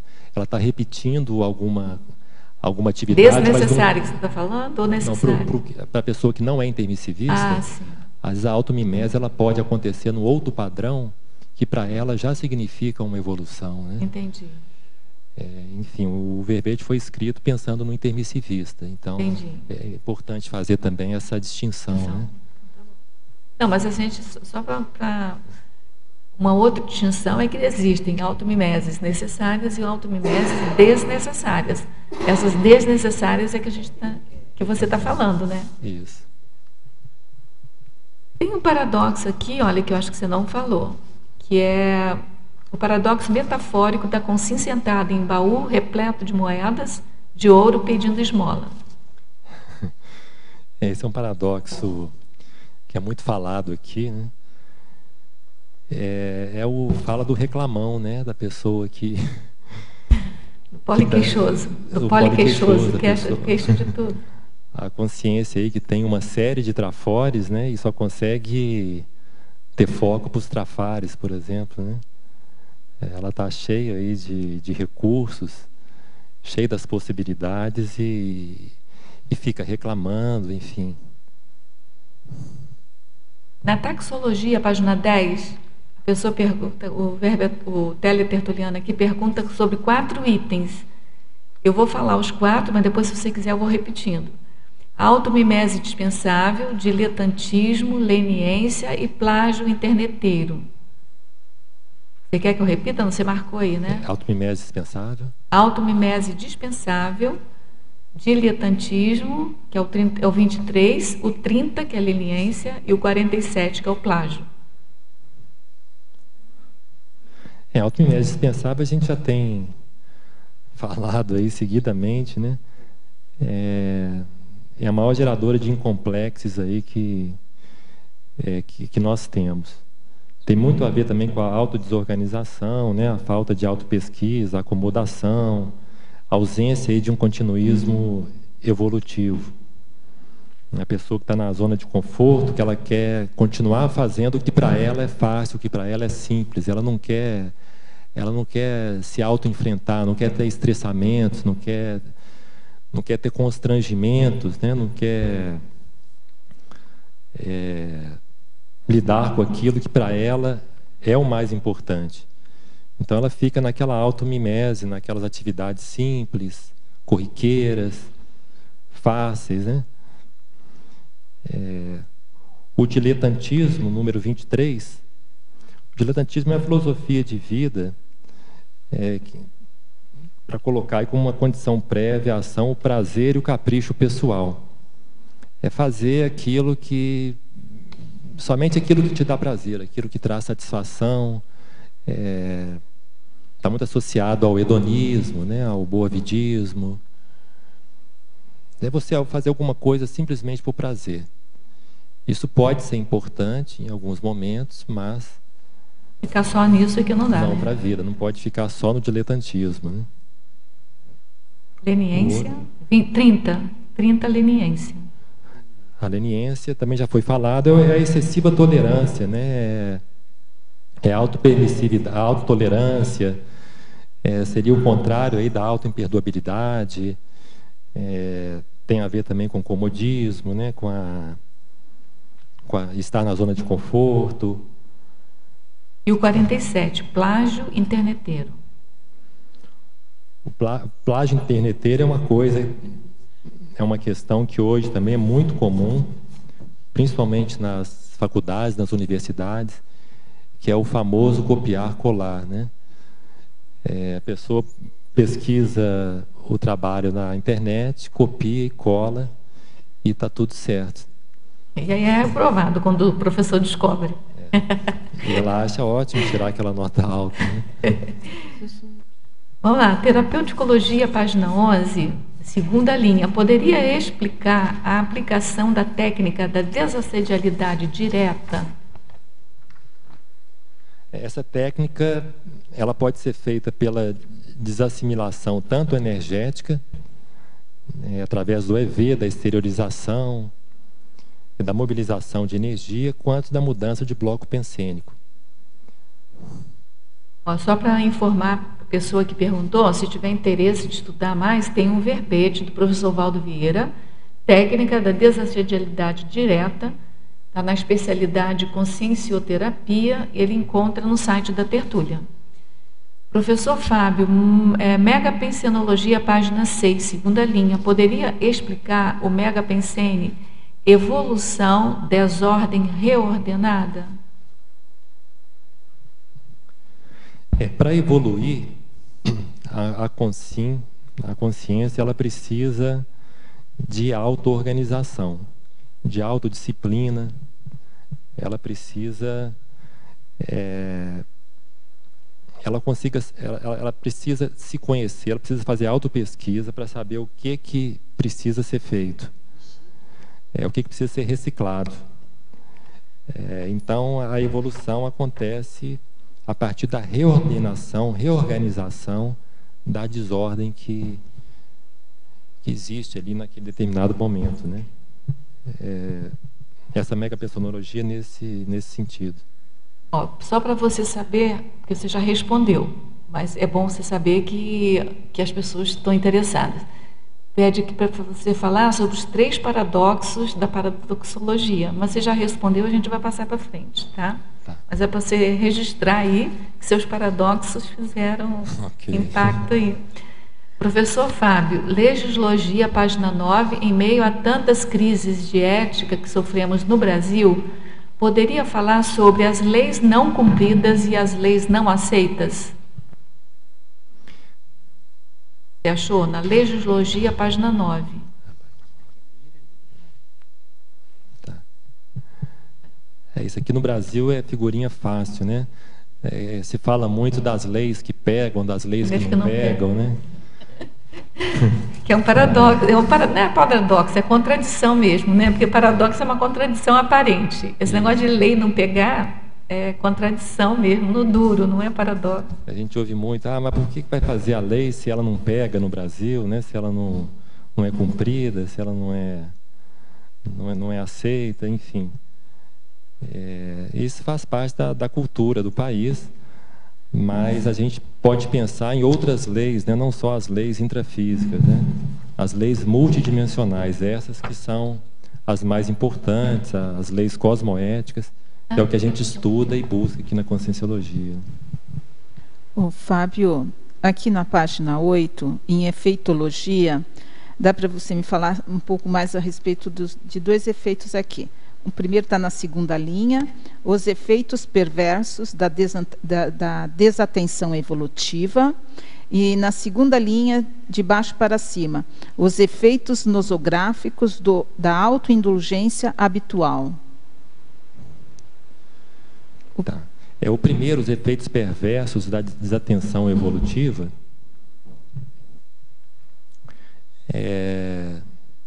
são o quê? São as automimeses, são as práticas antievolutivas, né? O murismo, por exemplo, o loque externo. São condições que você mantém justamente pela falta de atenção ao seu padrão consciencial. Então, esses são os efeitos perversos, né? Essas questões todas nosográficas que a gente tem trazido até aqui, a indisciplina, os maus hábitos, né? O bagulhismo, a autovitimização, tudo isso vem em decorrência dessa desatenção evolutiva e dessa desatenção consciencial. E os efeitos nosográficos da autoindulgência habitual, da mesma forma, estão ligados à questão da da leniência, né? De você ser autoindulgente, você deixar passar, ficar numa zona de conforto, ficar na automimese, né? Você deixar passar tabus, tem a ver com o marasmo evolutivo, com o delírio consciencial, enfim.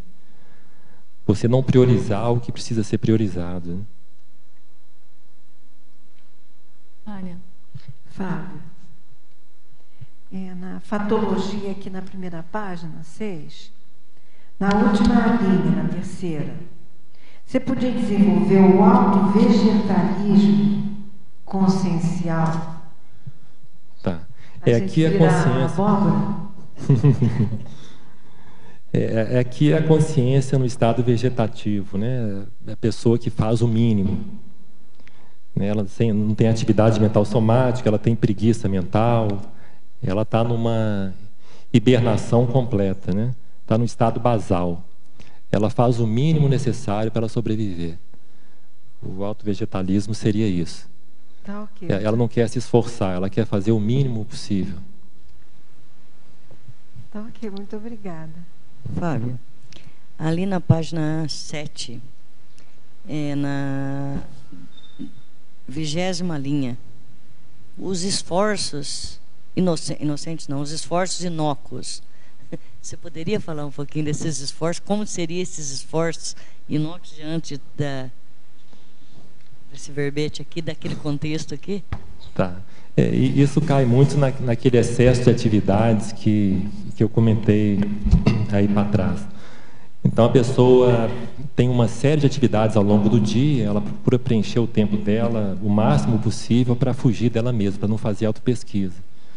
Então, ela chega no final do dia esgotada, ela sai de casa muito cedo, chega muito tarde, ela acha que aquele esforço todo foi muito produtivo, ela está num caminho certo, ela está tendo um dia... Direito dela descansar. Trabalha muito, tem pouco descanso, está aprendendo um tanto de coisa, mas, no entanto, são aprendizados que, para ela, do ponto de vista evolutivo, não tem muito valor, né?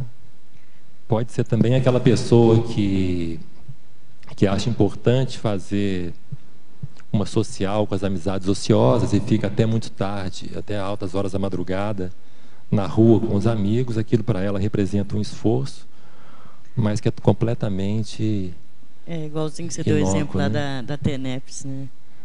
A TENEPS também. Agora você fala aqui na primeira página, página 6, em megapensenologia. Então, esse verbete você falou para o intermissivista. Então, fala um pouquinho do ajustamento. Ajustemos a evolução. Autodisciplina exige coragem. Megapensenologia, na página 6, na primeira página. Temos 1 minuto. 1 minuto para você falar. Ajustemos a evolução você priorizar realmente atividades que para o intermissivista são fundamentais.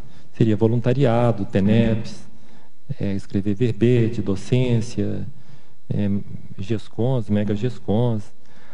A autodisciplina exige coragem, né? A evolução ela está diretamente relacionada com o estressamento, com o constrangimento, com o autoenfrentamento. E, para isso, fundamental a autodisciplina.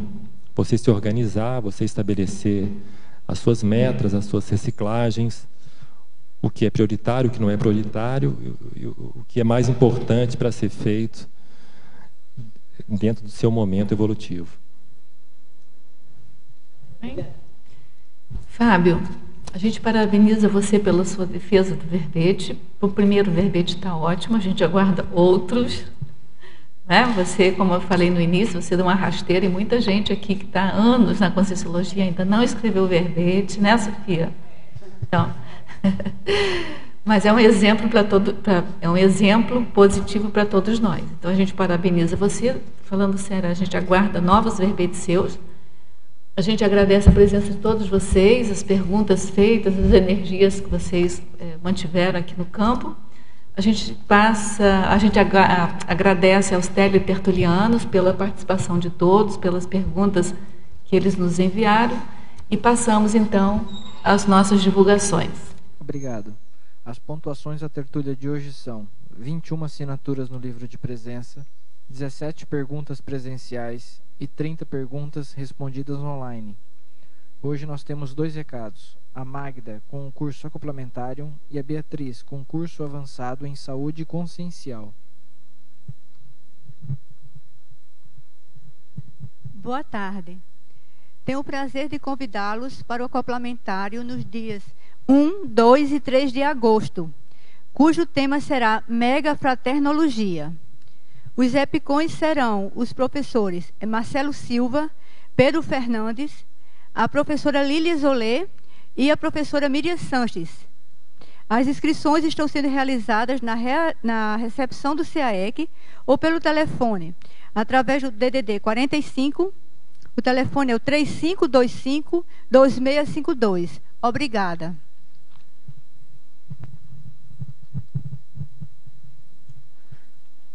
Boa tarde a todos. A OEC convida você a participar do curso Avançado em Saúde Consciencial.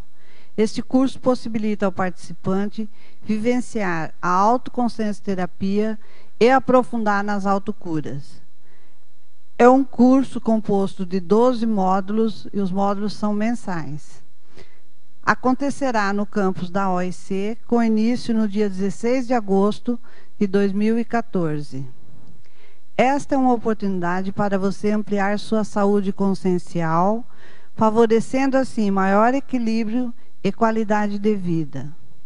Os temas abordados em cada módulo: 1. Bases da consciencioterapia e autoconsciencioterapia. 2. Panasemiologia. 3. Saúde somática. 4. Saúde energossomática. 5. Saúde psicossomática. 6. Saúde mental somática. 7. Saúde na vida intrafísica. 8. Saúde multidimensional. 9. Saúde grupo kármica. 10. Fundamentos da paraterapêutica. 11. Fundamentos da paraprofilaxia. E 12. Cosmoética e saúde consciencial. Maiores informações pelo telefone, código de área 45 3025 1404, ou pelo site www.oic.org.br. Obrigada.